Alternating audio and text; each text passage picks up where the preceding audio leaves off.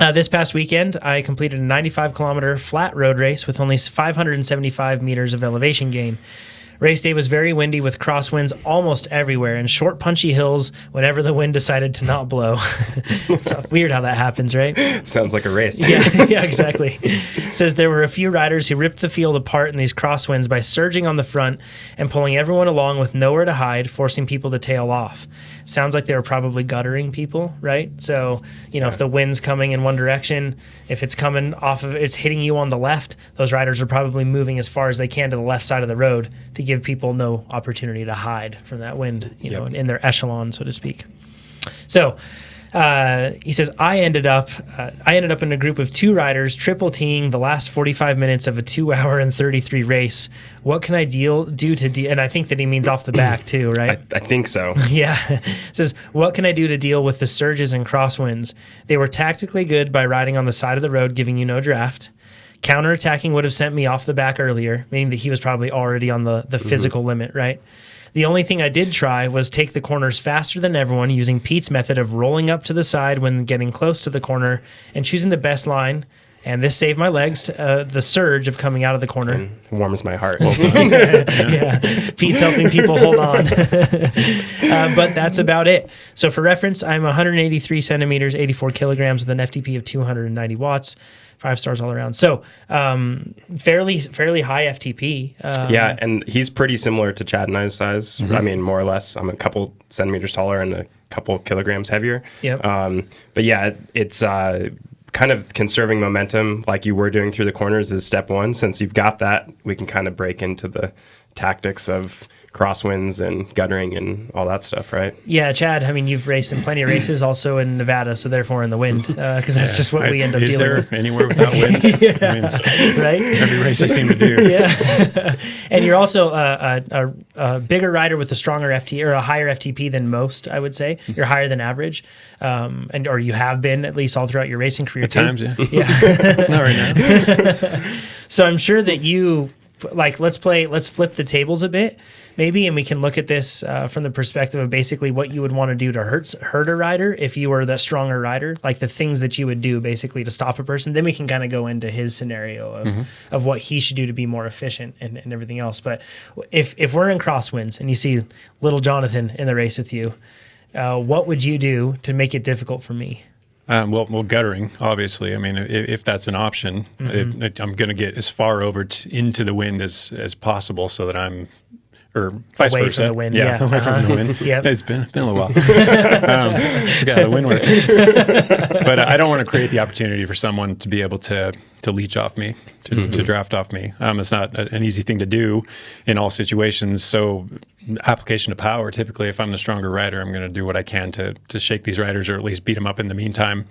And if I'm the one leading, then maybe I'm a bit more powerful pulling through each time, such that they have to scramble a little bit to get back on my wheel. I'm struggling here because I'm having to envision a 2-rider TT and what I would do to shake that other rider. Not that I want to in this instance. But, and I think one thing that everybody should know is in crosswinds, it's not a snap. It doesn't just kaboom and everybody's gone. It's this they're turning up the temperature on the pot, and everybody's struggling more and struggling more and struggling more, and then it's just like a popcorn kernel. It's just one that's like boop, and then just gone.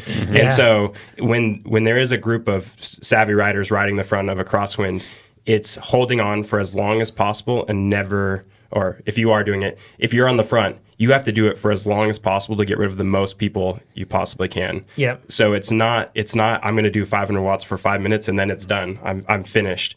It's pretty much once the crosswinds start, you stay on the power until the race is over. And one thing to keep in mind with this is if a rider has a lower threshold, and usually you can generally assume that if they're a smaller rider, they're probably going to have a lower threshold. Not always the case, but generally, if that's the scenario, you always have to remind yourself that, if the wind is adding plus 60 watts, let's just say to everybody, that plus 60 watts is probably hurting the smaller person more than it's hurting you. Yeah, it's a greater percentage of their threshold. Exactly. So in that case, that when you talked about, application of power, Chad, and doing that, when the wind is strong, that's the time for you to really hurt those riders.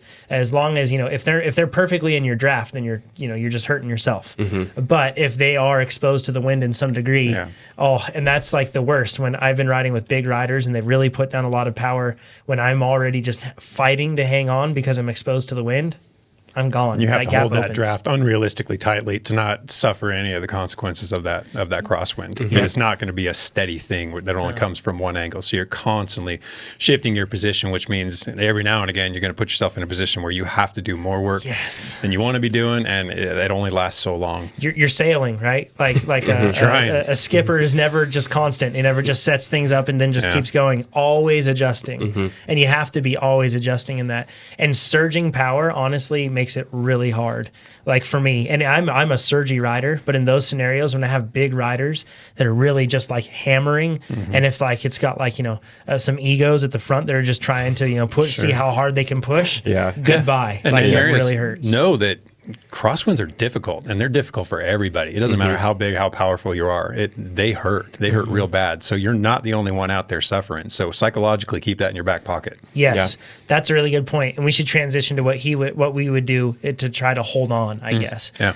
Because that's the psychological side of things is massive, because you decide when you're done. At least like, I know you may feel like you're physically done, but like you decide when enough is enough. Yeah. And that's a really big point to keep in mind. Yeah, and I think there's some tips that you can, air quotes, tips you can use for riding crosswinds. Generally speaking, I would say starting your own echelon behind a real serious crosswind hammerfest, you effectively just lost the race. Why do you say that? That's a good point. As soon as you give up, you're assuming that other people who couldn't make the front echelon are going to work harder than the people in the front to pull you back to the front of the race. It doesn't really work that way. So you're basically kind of like announcing like, hey, I'm the one that's going to pull this along. Yeah, I'll start the new echelon. I'll do a lot of work. If you guys help, we might be able to catch the 5 guys that were stronger than us before this to get back up to the front of the race. And that's just, it probably works sometimes, but I've never been in that scenario where we caught them.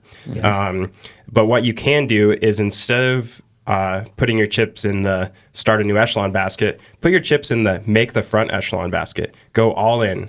And I would say if there's a couple guys really rotating, they're probably giving a little bit of shelter. They might be 6 inches or a foot off the gutter. See if you can get yourself into that 3-person mini echelon and ride up the side, ride in the wind. You're going to have to do it. You might as well do it earlier. So when the the curtain comes down in the crosswinds, get to the front as fast as possible and use up all your energy that you have, because if you get dropped, you're still in that same echelon you were going to be in anyways, that you put your hand up and you're like, I'll pull us all back. So, and there is rest up there. Yeah, there is rest. That's an important thing to remember, that like when you get up there, relatively speaking, there is rest up there. It's the most restful place in the whole in the whole race is the front 3 guys. Yep. So remember that, and put a lot of effort into getting into that front echelon, and then take your pull, get to the front, and you will get a chunk of rest. And all of a sudden it's like, well, I could probably do a pull again because I'm not guttered. And then you're in that group. You definitely don't want to be the last guy that's being tailed, or the last couple riders being tailed off that front group. So always put more effort into the beginning of when the crosswinds hit to get to that front echelon. Even if you blow yourself up and you get dropped, you're still in the same position you would have been in. By giving up. That's a really good point. On the how you were talking about making constant adjustments, being really tidy with your placement relative to the other riders and crosswinds, you just have to be constantly doing that, right, Chad? And that's a very acquired skill. It does not come naturally. I've met, I think I can think of one rider in my time who just knows how to find that spot. We all know Steve Thompson. He's really good at finding that sweet spot. But everybody else, and I'd be willing to bet Steve makes it look easy, and he's probably working as hard as we are. But you have to just constantly be feeling for it, and you can't tune out. You can't get complacent, because the second you do, you're probably taking more wind than you need to if you just made this slight alteration in your position. So it's this constant, ever-changing sort of positioning battle. And we're talking like an inch or 2 in a direction for everybody who's listening. It's so small, but it's probably a difference of 10, 20, 30 watts in the actual scenario we're talking about, which is huge. Anticipate the direction of travel too, because it's not very often that you're on a dead straight road with a wind that's coming at a consistent yaw. I mean, the road is going to change position, which means you have to change position. The wind is going to change position a bit. You have to change with it. Yep. With that, I think an important thing, like what I imagine many times, I have like little wind vanes on different parts of me, like it's like the string, the tied. little the little ribbon or whatever. So like you should be feeling the wind on every part of you. You should feel it on the front wheel. You can always feel that, because if your bike is ever getting unsettled, that's because it's hitting the front wheel and the pressure differential that exists with that front wheel. In fact, there's a blog article, you can go to blog.trainerroad.com, where Jesse actually wrote on this, where he broke down the science of crosswinds kind of, and how to ride well in crosswinds. When your front wheel starts to feel like it's turning or things are getting unstable, that means the wind's hitting your front wheel. So let that be an indicator. That's like one wind vane. You absolutely can feel it on your head and face. That's one for sure. Pay attention to what you're feeling on your hands. Pay attention to what you're feeling even on like your hips, everything else. Like you can feel wind. And if you're really paying attention to where you can feel it, you can find spots where you're minimizing where you feel that, right? Yeah. And making yourself more efficient. Hide from it. And along those lines on hiding, look for, and you can't really say road furniture necessarily, but we're talking about trees, buildings, everything else. When you see it, if it's brutal crosswinds, then you're coming up to a spot that's basically aisled with trees on either side of it. That's a spot where you know that you can maybe rest a bit, but it also might be a really good opportunity for you to move up a bit, because I bet other people are thinking that, it's time to rest. So if you're kind of stuck in a bad spot, that's a time to move up. Be always heads up about like what is surrounding you on the course to be able to try to move ahead. I think that's one tip for sure. Yeah. And I think the one last thing is when it is totally echeloned out like that and there's just a string of riders, we call it the half draft, riding directly next to somebody is taking like a small percentage of the wind that you would have been hit. So riding up along the line when everybody, even though you are sheltering the riders next to you as you go past them, it's a way better move than going 6 feet over and sprinting to the front of the echelon. Ride up as close as you can, the string of riders back to the front of the echelon, and it's saving you. I mean, it's the little things like that matter.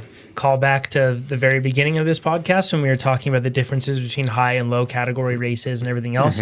That's one thing you'll see in higher category racing is the riders are much more tightly organized, especially if you go into like a Masters 1-2 field where they've had a lot of race experience. They're rubbing elbows all the time. They're not upset with each other. As those fitness margins get smaller and smaller, things like this have to come into play. You have to get really comfortable riding very close to many other riders. Yeah, there's a lateral draft, right? That everybody has. They're punching kind of like a teardrop shape, and then it leaves whatever tail it has behind it. Yeah. And then wind affects that for sure.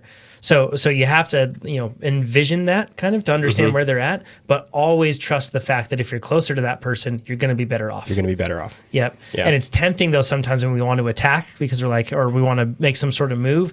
It's really tempting to not be diligent with that, especially because a lot of the time I think subconsciously we just see what we see in racing, and the most common thing or the most pronounced pulling away from a group that we see is when a person is done with a lead out or attacks on a climb, something like that, and they pull way away from somebody. Yeah. That's not the time to pull away. That's the time to stay close. And pay attention, right? If you're riding really fast along a group of riders who are already on their limit, you have to pay attention, because if someone pulls off, they're going to pull into you. So it's not a fail-safe mechanism for moving up. It's just like everything else. There's risks along with it, but it's, again, like pay attention. And like I think you can tell when people are excited for crosswinds. In a bike race, there's no time for complacency. You can't just kind of zone out. I mean, that's when crashes happen. That's when mistakes happen. That's when you get tailed off, things of that nature. Yep.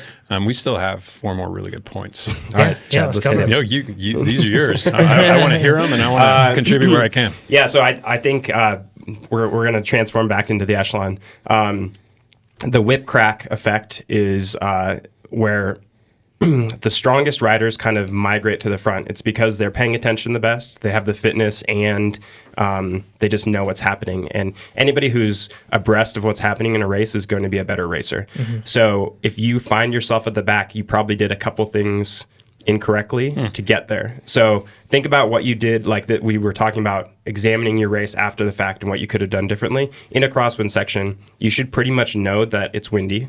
You know what the race course is like. So you should be able to know the positioning battle to get to the crosswinds is probably what I would call the crux of the race. Even if it's not going to be crosswindy, being there and saying, oh, the wind's not as bad as I thought it was, is a great scenario to be in.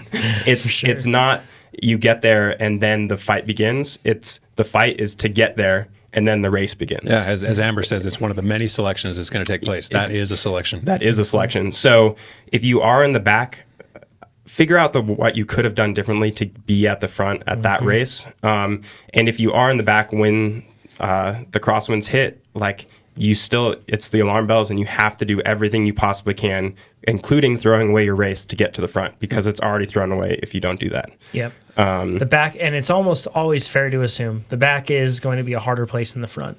Always. Like, so, if you find yourself, that should be your goal, is to get up there. Yeah. One thing, too, is like the people that you're around can entirely change your echelon experience. Like, the 3 riders ahead of you may be like, this is great, and you may be suffering, or vice versa. And it's just because you're around either a small rider that isn't giving you enough draft, a surgy rider that just isn't smooth. So as a result, you're constantly having to surge. That makes things really tough. Or it could just be a rider that's making it difficult on you for one reason or another, right? Like the riders you're around, if you're having a very hard time in an echelon, or even in any group scenario, before you think that this entire race is extremely hard and I'm not fit for it, think, okay, well, who am I around and can I shift my position? Yeah, this is Pete's point that I think is a super sharp point, is proactively reshuffling. Don't just think that this is my spot in the pace line or the echelon and I have to stay here for the entirety of it. Feel free to move around, rearrange things. If you're behind that, or if you're on the side of that small rider and it's not working for you and you're falling apart, move.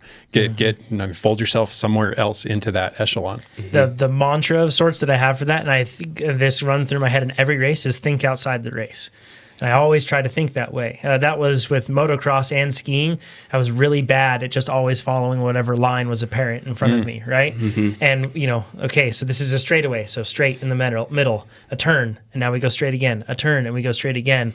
And if you think outside the race, so to speak, in that regard, suddenly you start to see the line that you can piece together through everything that is smooth and flowing. And there's never a straight and a turn, a straight and a turn. It's just a constant flowing line. It makes you way faster. It does. And then the same thing applies to, line choice, sure, for cycling, but also thinking outside your current circumstance in the race, right? Sure. Wherever you're at, you don't have to be there. You can actually change things. You can choose how you want to reshuffle that deck. Yeah, and the sooner you realize that you need to reshuffle, the better you're going to be. And so usually if I'm in a race and I find myself behind someone smaller than I would like to be behind, I just change that right then and there. It probably takes me a couple seconds to realize that that's happening, and then just... don't do that. Don't write it out. Yeah. Move. No, it's never worth it. And I think the last thing is it's pretty, depending on where you're racing, who you're racing with, what your racing scene is like, who likes crosswinds and who likes to pedal like that in a crosswind. Like we know locally. Yes. Even if I race in California or, you can just figure out the way that race is going to be. Find yourself near them and just cue off of them. Yeah. Anticipate. They're this is their most exciting thing they've done in weeks, probably.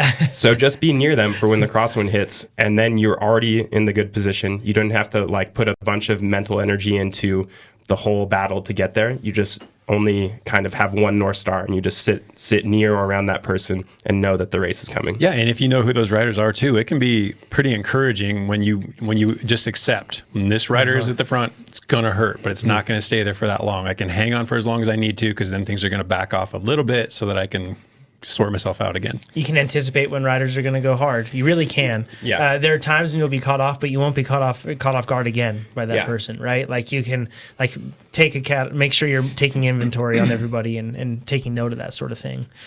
Hopefully that gives some advice for crosswinds. Yeah, that was a lot of advice. Hey, it's all good. Hey, I'm Jonathan. And I'm Pete. And if you like this video, you should subscribe to our channel, because there's a lot more where that came from, and you can give it a thumbs up. Yeah, if there's something you didn't like, give it a thumbs down. And if you would have done something differently, let us know in the comments below. Absolutely. And if you want to become a faster cyclist, you should head over to TrainerRoad.com. It works. That's how Pete's fast. Yeah, 100%.